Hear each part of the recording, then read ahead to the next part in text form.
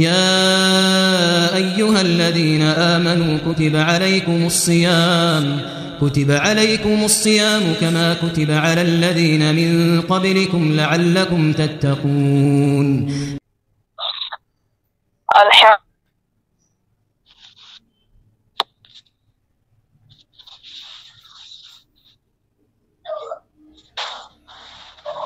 اما بعد فاعوذ باللہ من الشیطان الرجیم بسم اللہ الرحمن الرحیم وَإِن كُنتُمْ جُنُبًا فَطَهَّرُوا وَإِن كُنتُمْ مَرْضَىٰ أَوْ عَلَىٰ سَفَرٍ أَوْ جَاءَ مِنكُم مِّنَ الْغَائِطِ أَوْ لَمَسْتُمُ النِّسَاءَ فَلَمْ تَجِدُوا مَاءً فَتَيَمَّمُوا صَعِيدًا طَيِّبًا فَامْسَحُوا بِوُجُوهِكُمْ وَأَيْدِيكُمْ مِنْهُ ما يريد الله ليجعل عليكم من حرج ولكن يريد ليطهركم وليتم نعمته عليكم لعلكم تشكرون. الطہور شطر الایمان. یہ جو آیت مبارکہ میں نے تلاوت کی، اس آیت مبارکہ میں اللہ رب العزت نے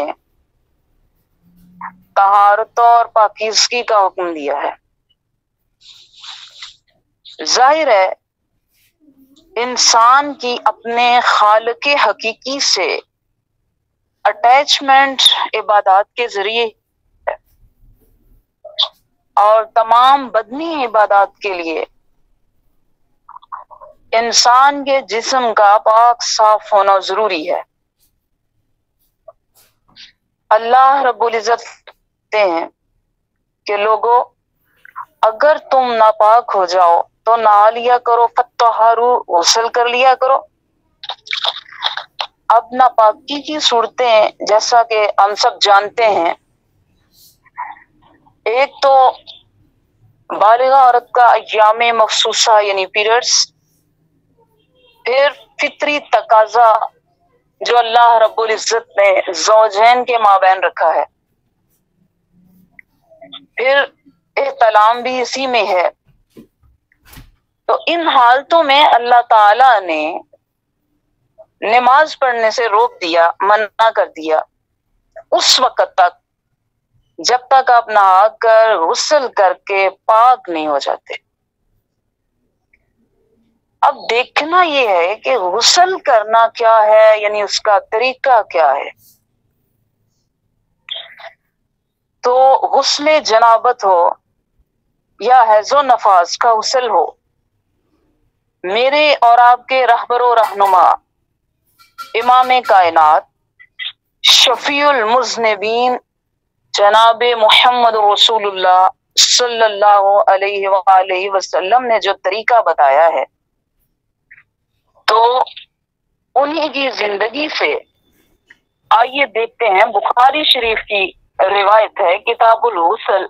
حدیث نمبر 248 اور 249. عن عائشہ زوج النبی صلی اللہ علیہ وسلم ان النبی کان اذا اغتسل من الجنابۃ بدا فغسل یدیہ ثم يتوضأ للصلاة ثم يدخل اصابعه في الماء فيخلل بها وصول شعره ثم يصب على رأسه 3 غراف بيديه ثم يفيض الماء على جلده كله. ام المومنین عائشہ صدیقہ رضی اللہ تعالی عنہا، جو نبی کریم صلی اللہ علیہ وسلم کی زوجہ مطہرہ ہیں، وہ فرماتی ہیں کہ جب نبی محتشم صلی اللہ علیہ وسلم غسل جنابت کرتے تو ابتدا کرتے اپنے ہاتھوں سے، بدأ فغسل یدی ثم يتوضأ للصلاة، پھر نماز جیسا وضو کرتے، ثم يدخل اصابعه في الماء، پھر وہ اپنی انگلیاں داخل کرتے، فیخلل بها اصول، جس سے وہ اپنے بالوں کا خلال کرتے، ثم یصب علی راسه، پھر وہ اپنے سر پہ ڈالتے، ثلاث بیدی، 3 لب پانی یا 3 چلو پانی، ثم یفیض الماء، پھر وہ پانی ڈال دیتے علی جلدہ، سارے جسم پر۔ اس کے بعد 249 نمبر حدیث ہے، عن ابن عباس عن میمونہ زوج النبی صلی اللہ علیہ وسلم قالت توضأ رسول اللہ وضوءه للصلاة غیر رجلیہ وغسل فرجہ وما اصابه من الاذى ثم افاض علیہ الماء ثم نحى رجلیہ فغسلهما هذه غسلہ من الجنابہ۔ یہ نبی صلی اللہ علیہ وسلم کی یہ بھی زوجہ مطہرہ میمونہ، ان سے روایت ہے رضی اللہ تعالیٰ عنہ، وہ فرماتی ہیں کہ نبی کریم صلی اللہ علیہ وآلہ وسلم نے وضو کیا نماز کے وضو کی طرح، غیر رجلی، لیکن پاؤں نہیں دھوئے، اور اپنے باقی سارے جسم کو دھویا، اعضاء مخصوصہ کو، جو کوئی اس کو نجاست وغیرہ لگی تھی اسے دھو ڈالا، پھر پانی بہایا، پھر جگہ سے ہٹ گئے، نہا رجلیہ، اور ہٹ کے کیا کیا، فغسلہما، ان دونوں پاؤں کو بعد میں دھویا، تو یہی ان کا غسل جنابت تھا۔ احادیث کو بیان کرنے کا مقصد یہ تھا کہ ہم لوگوں میں جو رائج ہیں کچھ ایسی چیزیں کہ ہم نے غسل کرنا ہے تو اس کے بعد تب تک پاک نہیں ہوتے جب تک ہم کلمے نہ پڑھ لیں، ایمان کی صفتیں نہ پڑھ لیں، تو ایسی کوئی بھی چیز نبی محتشم صلی اللہ علیہ وآلہ وسلم سے ثابت نہیں ہے۔ صرف یہی ہے کہ آپ بسم اللہ وضو کریں جس طرح نماز کا سب وضو کرتے ہیں، اور اس کے بعد یہ طریقہ جو میں نے بتا دیا غسل کا، تو بس یہی طریقہ ہے، اس سے جو غسل جنابت ہے وہ مکمل ہو جاتا ہے۔ تو یہ سارے جو احکام و مسائل یہ تو غسل کے تحت آتے ہیں ہم آیت کے اگلے حصے کی طرف، کیونکہ الدین یسر، دین آسان ہے۔ اللہ خود فرماتے ہیں ما یرید اللہ لیجعل علیکم من حرج، اللہ کو تو یہ منظور ہی نہیں ہے، اللہ کا تو یہ ارادہ ہی نہیں کہ وہ تمہیں تنگی میں ڈال دے، مشکل میں ڈال دے، بلکہ وہ تو چاہتا ہے وَلَٰكِن يُرِيدُ لِيُطَهِّرَكُمْ، کہ تم لوگوں کو پاک کر دے، ستھرا کر دے، وَلِيُتِمَّ نِعْمَتَهُ، اور اپنی نعمتیں علیکم تم پر پوری کر دے، لَعَلَّكُمْ تَشْكُرُونَ، تاکہ تم لوگ شکر گزار بن جاؤ، اس کا شکر کرو۔ اللہ نے ریلیف دے دیا، ریلیکس کر دیا اپنے بندوں کو۔ اللہ علم ازلی اور ابدی سے سب جانتا ہے کہ ہم لوگوں میں سے کچھ بیمار بھی ہوں گے، معذور بھی ہوں گے، مجبور بھی ہوں گے، مسافر بھی ہوں گے، صحراؤں سے بھی واسطہ پڑے گا کچھ لوگوں کو، تو اللہ تعالیٰ نے ساتھ ہی یہ ارشاد فرما دیا وَإِن كُنتُم مَرْضَىٰ أَوْ عَلَىٰ سَفَرٍ أَوْ جَاءَ أَحَدٌ أَوْ لَمَسْتُمُ النِّسَاءَ فَلَمْ تَجِدُوا مَاءً فَتَيَمَّمُوا صَعِيدًا طَيِّبًا، اگر تم لوگ بیمار ہو، مسافر ہو، یا اپنے فطری تقاضوں کو تم نے پورا کیا ہے تو پانی نہیں ملا، یا تم لوگ بیمار ہو، کسی ایسی حالت اضطراری میں ہو، تو پھر یہ مجبوری ہے، ضروری نہیں کہ تم لوگ غسل ہی کرو۔ اس کے لیے جب آپ حالت اضطرار میں چلے گئے، مجبوری کی حالت میں، تو آپ کو استثناء مل گیا۔ اللہ نے کہا فَتَيَمَّمُوا صَعِيدًا طَيِّبًا، تم لوگ پاک مٹی سے وضو کر لو،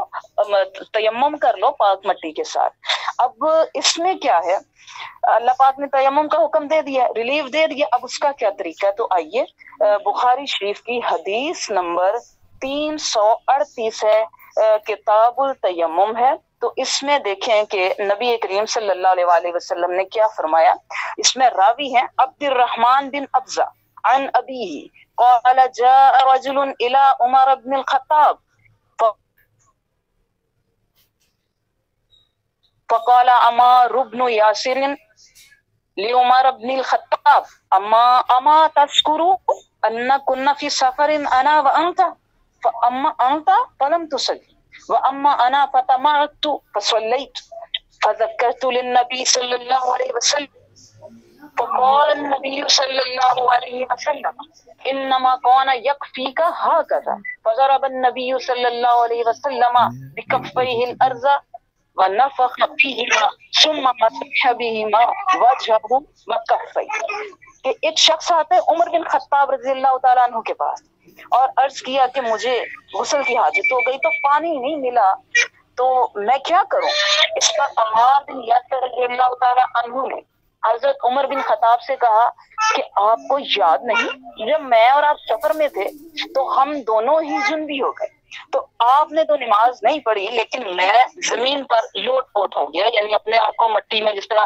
ایک جانور کرتا ہے اس طرح لیتے تو نماز پڑھ لی. پھر ہم لوگ نبی صلی اللہ علیہ وسلم کے پاس آ کے اس بات کا ذکر کرتے ہیں تو آپ نے فرمایا اے میرے صحابی تمہیں اتنا ہی کافی تھا کہ تو پھر آپ نے کر کے دکھایا. آپ نے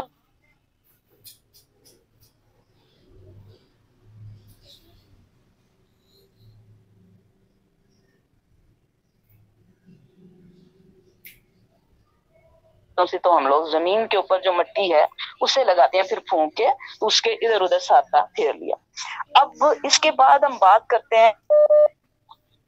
تو اگر عورت کو کسی بھی نماز کا وقت آ جانے کے بعد پیریڈ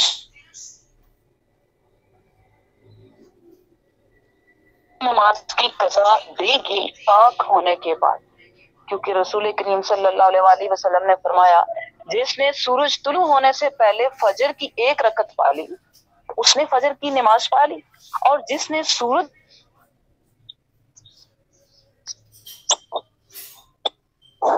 یہ مسلم شریف کی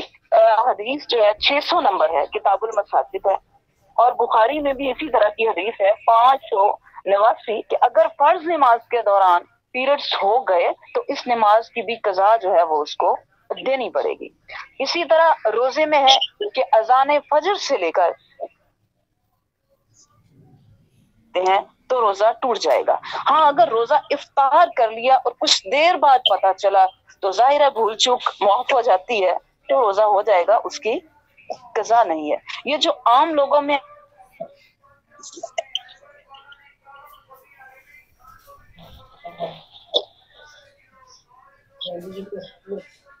تو ایسی کوئی بات نہیں ہے, روزہ جو ہے وہ ٹوٹ جاتا ہے. اگر افطار کرتے ہوئے محسوس ہو جاتا ہے پتہ چل جاتا ہے تب بھی روزہ نہیں ہوگا. تو یہ جو ساری چیزیں ہیں یہ ہمیں چونکہ رمضان ہے یہ پری رمضان ہے تو اس لیے کچھ چیزیں میں اس لیے یہ ساتھ جو ہیں وہ ایڈ کر رہی ہوں. تو اس کے بعد روزے کی قضا دینی ہوگی, اور اس کا یہ جو باتیں لوگوں میں پھیلی ہوئی ہیں جو فقہا کے کچھ قول ہیں کہ دوپہر کے بعد پیریڈز ہو گئے تو پھر اس کی قضا ہے وہ دینی ہوگی لیکن کھا پی نہیں سکتی جی پھر بھی, تو ایسا کوئی وجود حدیث سے نہیں ملتا جب روزہ ہی نہیں ہے تو پھر کھانے پینے پہ بھی کوئی باؤنڈ نہیں ہے.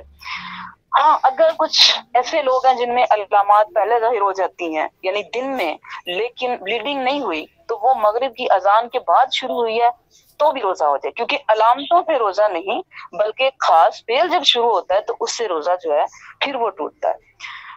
روزے کے لیے سحری کی حالت میں پاک ہونا ضروری ہے لیکن سحری کھا کے روزہ رکھا جا سکتا ہے. طلوع فجر تک غسل مؤخر کیا جا سکتا ہے لیکن یہ بات یاد رکھنی ہے کہ نماز فجر وقت پر ادا کرنی ہے کیونکہ نمازوں کا وقت پہ ادا کرنا ضروری ہے. نفاس کی حالت میں جس کو بولتے ہیں آفٹر دا بورن بیبی تو اس کے لیے یہ ہے کہ آپ عورت جو ہے وہ جب پاک ہو جائے وہ رمضان کے روزے رکھ سکتی ہے, نماز پڑھ سکتی ہے, ہر بدنی عبادت جو ہے وہ کر سکتی ہے. یہ جو عوام میں مشہور ہے پھیلا ہوا ہے یہ باتیں کہ نہیں جب تک وہ 40 دن نہیں پورے ہو جاتے تو اس وقت تک یہ عورت جو ہے وہ پاک نہیں ہوتی, تو ایسا نہیں ہے. اگر وہ کم وقت میں اس کو فرصت مل جاتی ہے وہ پاک ہو جاتی ہے تو اس کو چاہیے کہ وہ غسل کر کے اپنی عبادات کو مکمل کرے. تو یہ جو ہمارے ایک سوسائٹی کے اندر یہ چیز ہے یہ ہندوؤں کی معاشرت کے زیر اثر ہے. ان لوگوں میں یہ تھا کہ وہ اتنے دن تک عورت کو بہت ہی ناپاک سمجھتے تھے, اس کی چیزوں کو ہاتھ لگانا, اس کو استعمال کرنا یا کسی بھی طریقے سے کوئی چیز اس کی استعمال نہیں کرتے تھے. تو یہ جو چیزیں ہیں یہ جائز نہیں ہے, ان کا اسلام میں کوئی وجود نہیں ہے. اور پھر وہ لوگ یہ کرتے تھے کہ 40 دن کے بعد ایک تہوار کی طرح ایک منا کے رسم کر کے تو پھر اسے وہ کہتے تھے کہ اب یہ نہ آئے گی، کہ جسے چھلا وغیرہ نہانا کہتے ہیں، تو اسلام میں اس کا کوئی تصور نہیں ہے۔ ایک چیز آ جاتی ہے مستحاضہ، یہ وہ عورت ہوتی ہے جس سے نہ تو اس کو پیریڈز بولتے ہیں اور نہ ہی یہ کوئی حیض اور نفاس کا خون ہوتا ہے، یہ ایک الگ سی چیز ہے، یہ ایک بیماری ہے، یعنی کوئی زخم ہے، کوئی رسولی یا کچھ ایسی خرابی کوئی ہے جس کی وجہ سے اسے بلیڈنگ ہے، تو اس کے لیے یہ ہے کہ وہ اپنی عادت کے مطابق جو اس کے پیریڈز کے دن ہیں وہ اتنے دن اس میں شمار کرے، اور اس کے بعد وہ غسل کر کے اپنی ساری جو بدنی عبادات ہیں وہ شروع کر لے، لیکن اس کے ساتھ ہر نماز کے لیے وضو کرنا پڑے گا اور اپنی عبادات جو ہیں وہ کرے گی۔ تو اس کے بعد ایک اور چیز جو ہمارے پاس آ جاتی ہے، البتہ اگر وہ عورت 40 دن کے اندر اندر پاک تو ہو گئی ہے، نمازیں پڑھ سکتی ہے، سارا کچھ ہو، لیکن روزے نہیں رکھ سکتی، کیوں کہ وہ کمزور ہے، مجبور ہے، یا وہ یہ ہے کہ اس کا بیبی فیڈ کر رہا ہے، تو وہ پھر حالتیں اس طرح کی ہے، اس میں وہ چھوڑ سکتی ہے، لیکن رمضان کے بعد اور دنوں میں اسے اس کے قضا جو ہے وہ دینی پڑے گی، روزے رکھنے پڑیں گے۔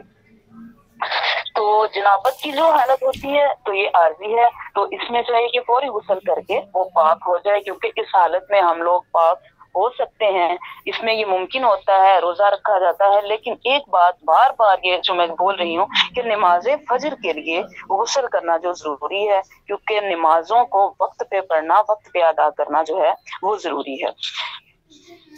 اس کے بعد اگر کسی عورت کو پیریڈز ہو جاتے ہیں یا اسی طرح کا کوئی اور مسئلہ ہے اور وہ حالت اعتکاف میں ہے، تو ان حالتوں میں اعتکاف جو ہے وہ جائز نہیں ہے، لیکن اسے چاہیے، اس کی قضا تو نہیں دینی پڑے گی کہ وہ اٹھ جائے، کیونکہ یہ نفلی عبادت ہے، تو اس حالت میں وہ قضا جو ہے وہ نہیں کرے گی، کیونکہ نفلی عبادت ہے، لیکن یہ کہ نہیں ہوگا، اعتکاف جو ہے وہ نہیں ہوگا۔ تو چونکہ یہ وہی بات کہ ہمارا یہ پری رمضان ہے، تو رمضان اور قرآن کا بھی کافی آپس میں تعلق ہے، تو اس لیے تھوڑا سا میں یہ کہوں گی کہ اللہ پاک نے قرآن پاک میں ہی فرمایا ہے کہ شہر رمضان الذی انزل فیہ القرآن، کہ رمضان وہ مہینہ ہے جس میں قرآن کریم کا نزول ہوا ہے، تو یہی وہ ماہ مبارک ہے۔ اللہ پاک نے اس میں قرآن کریم کا نزول کیا۔ اس رمضان میں نبی محتشم صلی اللہ علیہ وآلہ وسلم جبریل امین کے ساتھ مل کر قرآن پاک کا دور کرتے، تو قرآن کریم کا رمضان میں پڑھنا، دور کرنا نبی کریم صلی اللہ علیہ وآلہ وسلم سے ثابت ہے۔ نبی محتشم آخر الزمان کی سنت مطہرہ ہے، تراویح میں سننا، پڑھنا نبی کریم صلی اللہ علیہ وآلہ وسلم کی سنت سے ثابت ہے۔ تو اس رمضان کو جو فضیلت ملی ہے وہ فضیلت ہی قرآن کریم کی وجہ سے ہے، اور قرآن کریم کی فضیلت کے تو پھر کیا کہنے ہیں، اس کے بارے میں اللہ رب العزت فرماتے ہیں اِنَّا نَحْنُ نَزَّلْنَا الذِّكْرَ وَإِنَّا لَهُ لَحَافِظُونَ۔ پھر اس کے اعجاز کے متعلق فرماتے ہیں وَإِن كُنتُمْ فِي رَيْبٍ مِّمَّا نَزَّلْنَا عَلَىٰ عَبْدِنَا فَأْتُوا بِسُورَةٍ مِّن مِّثْلِهِ وَادْعُوا شُهَدَاءَكُم مِّن دُونِ اللَّهِ إِن كُنتُمْ صَادِقِينَ۔ پھر اس کی تلاوت کے متعلق فرمایا وَرَتِّلِ الْقُرْآنَ تَرْتِیلًا، اس کی تلاوت باعث اجر و ثواب ہے، اس کے ایک ایک حرف پڑھنے پہ 10 نیکیاں ملتی ہیں۔ تو وہ ایک شاعر کہتا ہے کہ ایک ایک حرفوں 10 نیکیاں نے مل دیاں، ہندیاں نے دور جو سیائیاں نے دل دیاں، جنت دیاں حوراں نالے ویخ کے نے کھل دیاں، اللہ نے قسمت تیری چنگی بنائی ہے۔ تو اس ماہ کے اللہ نے روزے جو ہیں وہ فرض کر دیے ہیں۔ اللہ پاک نے قرآن کریم میں فرمایا یا ایھا الذین آمنوا کتب علیکم الصیام کما کتب علی الذین من قبلکم لعلکم تتقون، کہ یہ جو روزے ہیں یہ مسلمانوں پہ فرض کر دیے گئے ہیں، اور تم لوگوں سے پہلی امتوں پر بھی فرض کیے گئے تھے، اور فرض اسی لیے کیے گئے ہیں کہ تم لوگ پرہیزگار بن جاؤ، تم لوگوں میں تقویٰ پیدا ہو جائے۔ ایسا نہیں ہے کہ کوئی اللہ پاک کے پاس کوئی کمی آ گئی تھی تو اللہ نے کہا ایک ماہ کے روزے رکھوا لیں تو چلیں اس طرح سے کوئی پورا ہو جائے گا، ایسی بات نہیں، صرف تقویٰ اور پرہیزگاری کے لیے اللہ پاک نے یہ رمضان کے روزے ہمارے لیے فرض کر دیے ہیں۔ تو دعا ہے کہ اللہ پاک ہم سب کو سمجھنے کی اور عمل کرنے کی توفیق عطا فرمائے۔ وآخر دعوانا ان الحمدللہ رب العالمین۔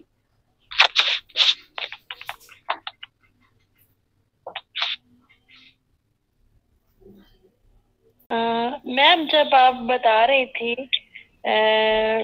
تیمم کے بارے میں تو اس وقت آپ کی آواز کٹ رہی تھی تو مجھے سمجھ میں نہیں آیا، تو پلیز مجھے تیمم کا جو مسنون طریقہ ہے نا وہ بتا دیجیے۔ جی ٹھیک ہو گیا۔ تیمم کا میں نے جو طریقہ بتایا تھا وہ بخاری شریف کی حدیث نمبر 338 تھی۔ اس میں ایک شخص تھا، صحابی تھے عبد الرحمن بن ابسہ، وہ روایت کرتے ہیں کہ ایک بندہ آیا عمر بن خطاب کے پاس رضی اللہ تعالیٰ عنہ۔ اس نے کہا کہ مسئلہ یہ تھا کہ میں اس طرح ہوا، غسل کی حاجت ہو گئی تو پانی نہیں ملا تو کیا کریں؟ تو عمار بن یاسر اور عمر فاروق رضی اللہ تعالیٰ عنہما دونوں ہی تھے ایک سفر میں، تو وہاں پہ ان کے ساتھ بھی یہ مسئلہ ہوا۔ تو عمر بن خطاب نے تو نماز نہیں پڑھی، لیکن جو عمار بن یاسر تھے انہوں نے یہ کیا کہ مٹی کے اندر جس طرح بندہ لوٹ پوٹ ہو جانا، پنجابی میں کہتے ہیں لوٹ پوٹ ہو جانا، تو وہ اس طرح نا ہو گئے، یعنی کہ انہوں نے یہ سمجھا کہ جس طرح تیمم ہے تو اسی طرح میں سارے جسم کو اپنے کو مٹی لگا لوں تو میں پاک ہو جاؤں گا۔ تو یہ بات کر کے نا پھر وہ نبی صلی اللہ علیہ وسلم کے پاس گئے، ان سے ذکر کیا تو آپ نے فرمایا کہ صرف اتنا ہی کافی ہے کہ اپنے دونوں ہاتھ زمین پہ مارو، پھر ان میں پھونک مارو، جو اڑنی ہے مٹی وغیرہ وہ اڑ جائے، اور پھر ان دونوں ہاتھ جو مٹی کو آپ لگی ہوئی ہے ان دونوں ہاتھوں سے اپنے چہرے کے اوپر پھیر لو اپنے ہاتھ، اور اپنی ہتھیلیوں کی جو پشت ہے ہاتھوں کی اس پہ۔ تو اسی سے اگر پانی نہیں بھی ملتا، آپ نے غسل کرنا ہے تو پانی نہیں مل رہا تو آپ اتنا ہی کر لیں گی تو آپ پاک ہو جائیں گی۔ یہ مسنون طریقہ ہے۔